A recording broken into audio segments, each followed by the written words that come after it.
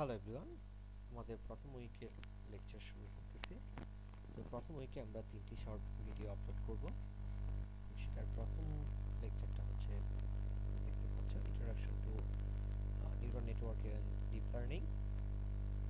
তো শুরুতেই এই কোর্সের মোটিভেশনটা কি, বা এই কোর্স থেকে আমরা কি শিখব। তো এই কোর্সে আমরা একদম বেসিক ডিপ লার্নিং নিয়ে জানবো, এবং এইগুলা হচ্ছে তুমি পরবর্তীতে অ্যাপ্লাই করতে পারবা তোমাদের বিভিন্ন রিসার্চ পারপাজে বা বিভিন্ন এআই সিস্টেমগুলোতে। ওকে, সো আমরা প্রথমেই জেনে নেই এই ডিপ লার্নিংটা আসলে কোথা থেকে আসে বা কী জিনিস। তো আমরা অলরেডি তোমরা 4.1-এ আর্টিফিশিয়াল ইন্টেলিজেন্স নিয়ে তোমরা সেখানে পড়ালেখা করছো। সেখানে থেকে তোমরা ভিটারবি অ্যালগরিদম, স্টার অ্যালগরিদম বা আলফা বিটা প্রুনিং এই জিনিসগুলো করে আসছো। সো ওইগুলোতে আমাদের প্রথম আর্টিফিশিয়াল ইন্টেলিজেন্সের ওইখান থেকে আমাদের সূচনা, এবং এটা থেকে আরেকটু বড় করে সেখান থেকে আমাদের চলে আসে হচ্ছে এই মেশিন লার্নিং এর মধ্যে আরেকটু বেটার লার্নিং, যেখানে হচ্ছে আর্টিফিশিয়াল ইন্টেলিজেন্সের মধ্যে সেখানে হচ্ছে ইন্টেলিজেন্সটাকে ইন্টিগ্রেট করা হয়, এবং তার একটা পার্ট হচ্ছে মেশিন লার্নিং, যেখানে কিছু লার্নিং অ্যাড করা হয়। তবে সেই লার্নিংগুলো খুব একটা বড় কমপ্লেক্স মডেল না, সিম্পল মডেলগুলোর মধ্যে। লাইক তোমরা সেখানে শিখছো ডিসিশন ট্রি বা লিনিয়ার রিগ্রেশন, লিনিয়ার ক্লাসিফায়ার, ওই জিনিসগুলো হচ্ছে আমাদের এই মেশিন লার্নিং এর মধ্যে সেখানে পড়ে। সো এই মেশিন লার্নিংটা কিন্তু আর্টিফিশিয়াল ইন্টেলিজেন্সের একটা পার্ট। আর এই মেশিন লার্নিং এর মধ্যে একটা পার্ট হচ্ছে ডিপ লার্নিং, যেখানে আসলে আমরা ডিপ মডেলগুলো নিয়ে আলোচনা করি, কমপ্লেক্স মডেলগুলো নিয়ে, like CNN, RNN, transformer, encoder, decoder, এই জিনিসগুলো নিয়ে আলোচনা করি হচ্ছে deep learning model. So deep learning মডেলগুলো হচ্ছে এই মেশিন লার্নিং এর একটা পার্ট। মেশিন লার্নিং হচ্ছে আর্টিফিশিয়াল ইন্টেলিজেন্সের একটা পার্ট। সো আমরা যদি বলি টোটাল সেটটা হচ্ছে আর্টিফিশিয়াল ইন্টেলিজেন্স, তার একটা সাবসেট হচ্ছে মেশিন লার্নিং, মেশিন লার্নিং এর একটা সাবসেট হচ্ছে deep learning. So deep learning একটা আর্টিফিশিয়াল ইন্টেলিজেন্সেরও সাবসেট। ওকে, সো এখন আমরা দেখি আসলে মেশিন লার্নিং এবং ডিপ লার্নিং এর মধ্যে ডিফারেন্সটা আসলে কোথায়। মেশিন লার্নিংগুলো মডেলগুলো হচ্ছে স্মল অ্যামাউন্ট অফ ডেটা নিয়ে কাজ করে, আর ওখানে ডিপ লার্নিং মডেলগুলো লার্জ অ্যামাউন্ট অফ ডেটা নিয়ে কাজ করতে পারে। তো এখানে হচ্ছে লো এন্ড মেশিন, অর্থাৎ মেশিনের কনফিগারেশনটা খুব নর্মাল কনফিগারেশন, আসলে এমএল মডেলগুলোকে আমরা রান করতে পারি, বাট ডিপ মডেলগুলোকে রান করার জন্য আমাদের একটু হাই পারফরমেন্স মেশিন দরকার হয়। সো মেশিন লার্নিংগুলোকে হচ্ছে আমাদের মেশিন লার্নিং মডেলগুলোকে আমরা টাস্কগুলোকে ডিফারেন্ট সাব টাস্কে ভাগ করি, দেন সেগুলোকে কম্বাইন করে আমাদের ফাইনাল রেজাল্টটা পাই। আর এইখানে হচ্ছে আমরা প্রবলেমগুলোকে এন্ড টু এন্ডে আমরা সলভ করি ডিপ লার্নিং এ। মেশিন লার্নিং এর গুলো হচ্ছে আমাদের কম টাইম লাগে, এখানে ডিপ লার্নিং এ অনেক বেশি সময় লাগবে। টেস্টিং টাইম গুলো হচ্ছে এইখানে হচ্ছে আমাদের মেশিন লার্নিং এর টেস্টিং টাইম গুলো হচ্ছে বেশি লাগবে, আর ওইখানে ডিপ লার্নিং এর হচ্ছে টেস্টিং টাইমটা কম লাগবে। সো এটাই হচ্ছে আমাদের ডিফারেন্স, এখানে তেমন কিছু আমাদের নাই। এবার চলে আসো অ্যাপ্লিকেশন গুলোর মধ্যে। এটার অ্যাপ্লিকেশন আসলে অনেক অ্যাপ্লিকেশন আছে। ফার্স্টে আমরা যদি বলি মেশিন ট্রান্সলেশন, সো ডিফারেন্ট মেশিনের মধ্যে ট্রান্সলেট করা, লাইক হচ্ছে ল্যাঙ্গুয়েজ ট্রান্সলেশন একটা, তার একটা পার্ট। এরপর ভার্চুয়াল অ্যাসিস্ট্যান্ট, লাইক হচ্ছে চ্যাটবটগুলোকে আমরা যেটা ইউজ করি, এটা খুব ফ্রিকোয়েন্টলি এখন ইউজ করা হয়। এরপর সেলফ ড্রাইভিং কার, এটাও আসলে এখন প্রোডাকশনের প্রোডাকশন বলছে, এখন ডেভেলপমেন্ট ফেজে আছে। সেলফ ড্রাইভিং কার কিছু প্রোডাকশন লেভেলেও চলে আসছে। দেন হচ্ছে মেডিকেল ইমেজ অ্যানালাইসিস, সো এটা আসলে অনেক আগে থেকে এটা ইউজ করা হয় মেডিকেল ইমেজগুলোকে অ্যানালাইসিস করার জন্য। Then personalisation, recommendation, fraud detection, image recognition, handwriting recognition, এবং এছাড়া আরও অনেক অ্যাপ্লিকেশন আছে। সো এগুলো, এটার অ্যাপ্লিকেশন আসলে আমরা বলে শেষ করতে পারবো না। সো ফর দ্য টাইমিং আমরা এই কয়েকটা স্লাইড এখান থেকে স্কিপ করে যাচ্ছি, তোমরা এটাকে স্কিপ করে যেতে পারো এই এক্সাম্পল 2 পর্যন্ত, এটা আমরা পরবর্তীতে দেখব। তো এখন চলে আসি supervised learning. So I hope তোমরা সকলেই জানো সুপারভাইজড এবং আনসুপারভাইজড লার্নিং কাকে বলে।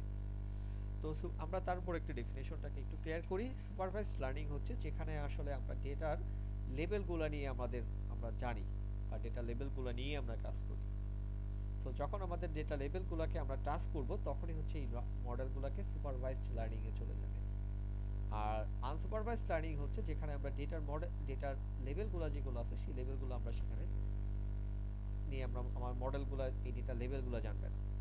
তো যখনই মডেলকে ডেটা লেভেল জানাবা তখনই সেটা সুপারভাইজড লার্নিং হয়ে যাবে। যখনই মডেলগুলো ডেটা লেভেল কখনই না জানতে পারে তখন সেটাকে আনসুপারভাইজড লার্নিং বলবো। সো আশা করি এটার ডিফারেন্সটা আসলে ক্লিয়ার। সুপারভাইজড লার্নিং হচ্ছে যেখানে মডেল তার ডেটা লেভেল সম্পর্কে জানে, আর আনসুপারভাইজড হচ্ছে যেখানে ডেটা তার মডেলের সরি যেখানে মডেল তার ডেটার লেভেলগুলো নিয়ে জানে না। ওকে, সো তাহলে হচ্ছে সুপারভাইজড লার্নিংগুলোর মধ্যে আমাদের কি রকমের জিনিস থাকবে সেটা হচ্ছে আমাদের হচ্ছে ডেটাটা থাকবে, লাইক এখানে আমাদের ইনপুট দিয়ে আমরা যেটা বোঝানো হচ্ছে সেটা হচ্ছে ডেটা।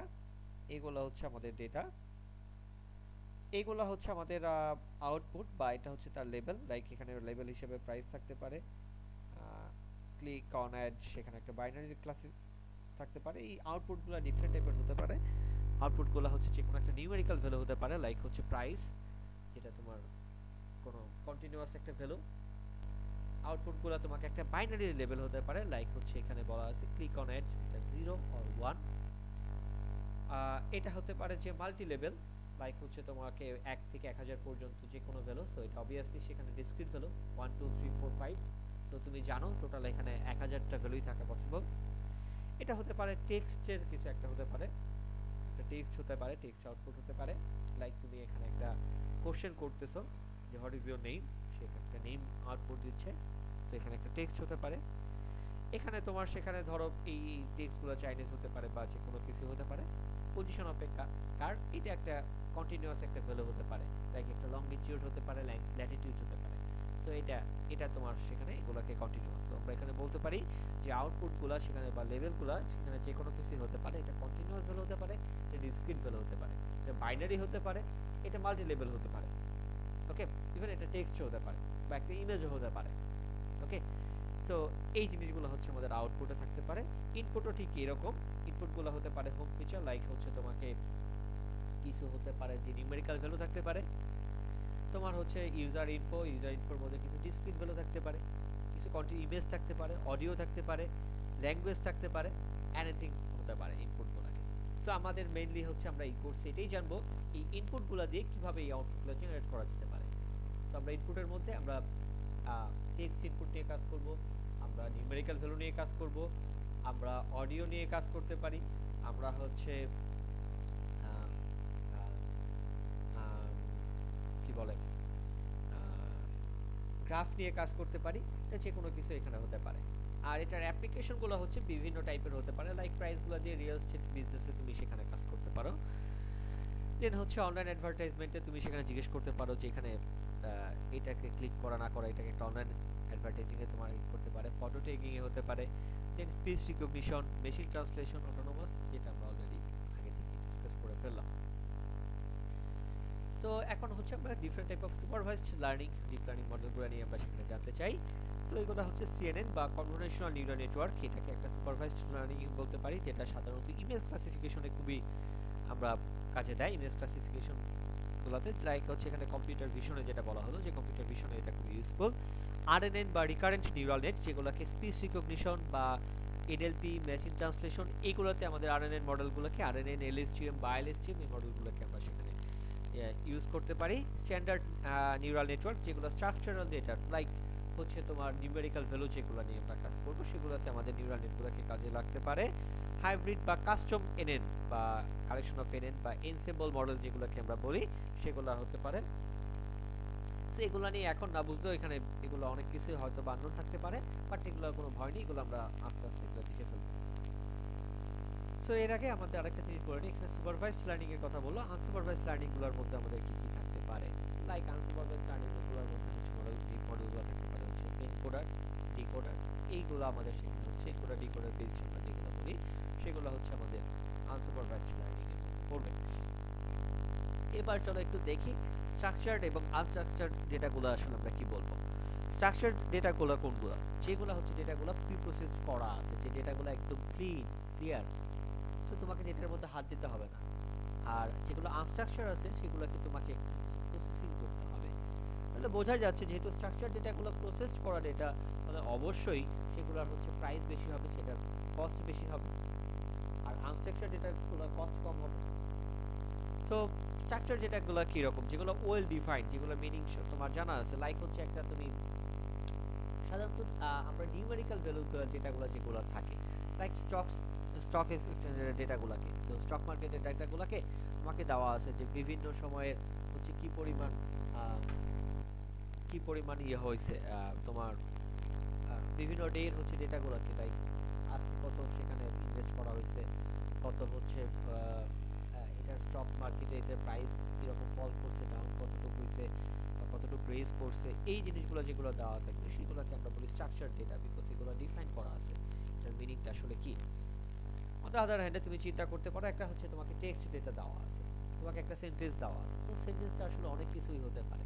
তো এই ডেটাগুলোকে যেগুলো হচ্ছে প্রসেস করে না, আসলে মডেলগুলা কখনোই টেক্সট ডেটা নিয়ে কাজ করতে পারবে না। একটা মডেলের জন্য আসলে আমরা তো সেখানে লার্নিং ইউজ করতেছি, আমরা সেখানে অবভিয়াসলি কিছু ক্যালকুলেশন করব, তাহলে এই ক্যালকুলেশনগুলো কার হতে পারবে, কোনো একটা ভ্যালুর হতে পারবে, কোনো একটা নিউমেরিক্যাল ভ্যালুর হওয়া লাগবে। সো যখন তোমাকে একটা টেক্সট ডেটা দিচ্ছি, তো সেটা তো কোনো নিউমেরিক্যাল ভ্যালু না, তাহলে ওই ভ্যালুটাকে তোমাকে একটা নিউমেরিক্যাল ভ্যালুতে রিপ্রেজেন্ট করতে হবে। তো ওইগুলা হয়ে যাচ্ছে আনস্ট্রাকচারড ডেটা। তোমাকে বলতে পারি একটা হচ্ছে অডিও ডেটা আছে, সো অডিও মানে কি, আমি একটা স্পিচ দিয়ে যাচ্ছি, তো আমি অনেক কিছুই কথা বলতেছি, সো এগুলা কিন্তু আসলে মডেল কিন্তু এগুলো কিছু বুঝতে পারবে না, কারণ এগুলো হচ্ছে স্পিচ, এই স্পিচগুলো তো মডেলকে আমরা বোঝাতে পারবো না। মডেলকে ক্যালকুলেশনের জন্য তাকে একটা নিউমেরিক্যাল ডেটাতে আমাকে রিপ্রেজেন্ট করা লাগবে। সো এইগুলোকে আমরা সেখানে বলতেছি আনস্ট্রাকচারড ডেটা। ইমেজ, অডিও, ভিডিও, বা সেখানে বলতে পারো টেক্সট, এইগুলো হচ্ছে আনস্ট্রাকচারড ডেটা। বা গ্রাফ। আর স্ট্রাকচার যেটাগুলো কি হচ্ছে প্রাইস, বা সেখানে তোমার ধরো আহ, কোনো আহ, কোনো ডিসক্রিট ভ্যালু তোমাকে বলে দিচ্ছি, সেইগুলোকে হচ্ছে আমাদের বলা হয় স্ট্রাকচার ডেটা। ওকে, তো এখন আমরা একটু দেখি যে আসলে কেন ডিপ লার্নিং মডেলগুলো এখন কাজ করতেছে। তো প্রথমত হচ্ছে ডিজিটাল ডেটা সোর্স। তো এখন যেহেতু এখানে সবকিছু ডিজিটাল হয়ে গেছে, তো এখন আমরা সব জায়গায় ডেটাগুলোকে আমরা ডেটাগুলোকে ডিজিটাল ডেটাগুলোকে আমরা পাচ্ছি, এখন আমাদের আর বসে বসে ইনপুট দেওয়া লাগতেছে না। তো এইটা হচ্ছে একটা রিজন। একটা হচ্ছে পিসি কনফিগারেশন, এখন যেহেতু অনেক হাই পারফরমেন্স পিসি পাওয়া যায়, তো যেগুলোকে ফাস্টার কম্পিটিশনের জন্য আমাদের হেল্প করে। আর একটা হচ্ছে যে এখানে এটা নিয়ে এখন অনেক বেশি কাজ হচ্ছে, যেটা আসলে ফার্দার ডেভেলপমেন্ট আমাকে হেল্প করতেছে, যেটা আগে হয়তো এত ছিল না। তবে তার মেইন রিজনটা যদি আমরা বলি, একটা পার্টিকুলারলি একটা রিজন বলি, তো সেটা হচ্ছে ফাস্টার কম্পিটিশন। এইটা হচ্ছে আমাদের কি, এইটার জন্য আসলে মেইনলি আমরা এই রিসেন্ট টাইমে আসলে এই ডিপ লার্নিং গুলো এতটা অ্যাডভান্স। ওকে, সো এবার হচ্ছে এখানে একটা ইম্পর্টেন্ট একটা জিনিস দেখো, ইম্পর্টেন্ট একটা ইয়া, সেটা হচ্ছে যে আসলে কি রকম পারফরম্যান্স গুলো আসলে আমাদের কি রকম ছিল মডেলগুলো। তো প্রথমে হচ্ছে এখানে নিচে এখানে এক্সিস্টেন্ট দেখো, দুটো এক্সিস্ট এখানে পারফরম্যান্স, এটা হচ্ছে ওয়াই এক্সিস বরাবর ডিনোট করতেছে, আর এক্স এক্সিস বরাবর ডিনোট করতেছে amount of levelled data. So কি পরিমাণ ডেটা আমার কাছে অ্যাভেলেবল আছে সেটার উপর সেখানে। সো আমরা ট্রেনিং এর জন্য আমরা আর কি যে কি পরিমাণ ডেটা আমরা করতেছি, আর এখানে আমরা পারফরম্যান্স মেজার করার জন্য আমরা চারটা মডেলকে আমরা সেখানে দেখতেছি, চারটা মডেল, ডিফারেন্ট মডেল। সো প্রথমে হচ্ছে শ্যালো মডেলগুলোকে আমরা দেখতেছি। শ্যালো মডেল বলতে হচ্ছে মেশিন লার্নিং এর মডেলগুলো, তোমরা ডিসিশন ট্রি, এছাড়া লিনিয়ার রিগ্রেশন, লজিস্টিক রিগ্রেশন, এইগুলা। এরপর হচ্ছে small neural net. Small neural net মানে হচ্ছে খুব সিম্পল আর্কিটেকচারের নিউরাল নেটগুলো। এরপর হচ্ছে মিডিয়াম নিউরাল নেট, আর একটা হচ্ছে লার্জ নিউরাল নেট। ওকে, সো আমরা যেটা দেখতে পাচ্ছি যে সেখানে ডেটার অ্যামাউন্ট যত বাড়তেছে, তত হচ্ছে প্রথমত যদি আমরা দেখি শ্যালো মডেলগুলোকে, বা শ্যালো এসভিএম, বা হচ্ছে লজিস্টিক রিগ্রেশন, ডিসিশন ট্রি, এই মডেলগুলো আসলে যখন ডেটার সাইজগুলো আস্তে আস্তে বাড়তেছে, এই মডেলগুলোর পারফরম্যান্সটা ফিক্সড হয়ে যাচ্ছে। সো এটাকে একটা স্ট্রেট লাইন দেখতে পাচ্ছি, একটা স্ট্রেট লাইন দেখতে পাচ্ছি। তো আমরা এটা বলতে পারি যে মডেলগুলো আসলে যতই আমরা সেখানে ডেটা আরো বাড়াই না কেন, মডেলের পারফরম্যান্সের কোনো ইমপ্রুভমেন্ট আমরা দেখতে পাচ্ছি না। অন দ্য কন্ট্রারি আমরা দেখতে পাচ্ছি যে স্মল নিউরাল নেটগুলো ইমপ্রুভমেন্টটা আরেকটু বেটার, বাট এটা স্টিল এটাও আসলে মোটামুটি ফিক্সড হয়ে যাচ্ছে। তো লাইনটা মোটামুটি একটা লিনিয়ার একটা লাইন আমরা পেয়ে যাচ্ছি। তো আমরা এটাও বলতে পারি মডেলগুলোর পারফরম্যান্স এখানেও মোটামুটি ফিক্সড হয়ে যাচ্ছে, সিমিলার ক্লোজ টু হচ্ছে neural network, medium neural network. But একটা যদি আমরা এখানে দেখি যে মডেলগুলো যতটা আসলে মডেলের কমপ্লেক্সিটি বাড়তেছে, সো এইচডিএম এর থেকে স্মল নিউরাল নেটের কমপ্লেক্সিটি বেশি, মিডিয়ামটা একটু বেশি, ডিপের আরেকটু বেশি। সো মডেলের কমপ্লেক্সিটি যত বাড়তেছে পারফরমেন্স ইমপ্রুভমেন্টটা আসলে তত বাড়তেছে। যত সেখানে আসলে ট্রেনিং ডেটা সেট বা ডেটার পরিমাণ বাড়তেছে তত পারফরমেন্স ইমপ্রুভমেন্টটা আসলে আমরা দেখতে পাচ্ছি অনেক অনেক বেড়ে যাচ্ছে। তো এখান থেকে যদি তুমি একটু এখানে একটা লাইন টেনে তুমি যদি এখানে যদি দেখো যে এখানে পারফরমেন্সের গ্যাপগুলো আসলে অনেক বেশি। তো আমরা বলতেই পারি যে যত সেখানে ডেটা আমি বাড়াচ্ছি তত পারফরমেন্সের ইমপ্রুভ তত বেশি হচ্ছে যে এই লার্জ নিউরাল নেটের জন্য। সো যদি স্মল ডেটার উপর দেখি সেখানে পারফরমেন্সের কিন্তু আসলে খুব একটা ভেরি করতেছে না, পারফরমেন্সটা অলমোস্ট সিমিলার। বাট যত ডেটা বাড়াচ্ছি তত আমাদের পারফরমেন্সটা তত বেটার হচ্ছে। ওকে, সো এরপরে আমরা দেখি যে এখানে আসলে ডেটার স্কেলটা আমরা সেখানে একটু দেখি। ডেটাগুলো হচ্ছে being able to train big enough neural network. So আমাদের ডেটাগুলো যত বাড়তেছে তত আমরা এটাকে নিউরাল নেটগুলোকে তত বেশি ট্রেন করাতে পারতেছি। আর কম্পিটিশনের জন্য আমরা সেখানে চিন্তা করতে পারি যে জিপিইউ, তারপর পাওয়ারফুল সিপিইউ এবং ইভেন এখন টিপিইউ অ্যাভেলেবল আছে।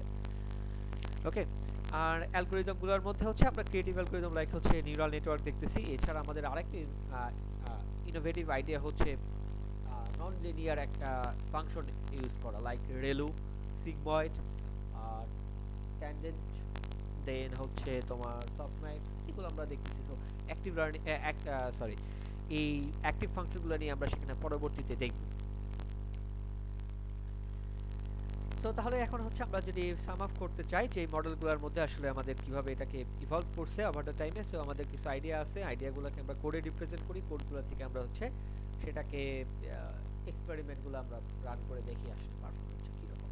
সো আমাদের ডিপ লার্নিং বা মডেলগুলোর মধ্যে, মেশিন লার্নিং এর মধ্যে আমাদের ওয়ান ওয়ে, সো এটাকে হিট করার একমাত্র ওয়ে হচ্ছে এক্সপেরিমেন্ট করা, এক্সপেরিমেন্ট করা, এক্সপেরিমেন্ট করা।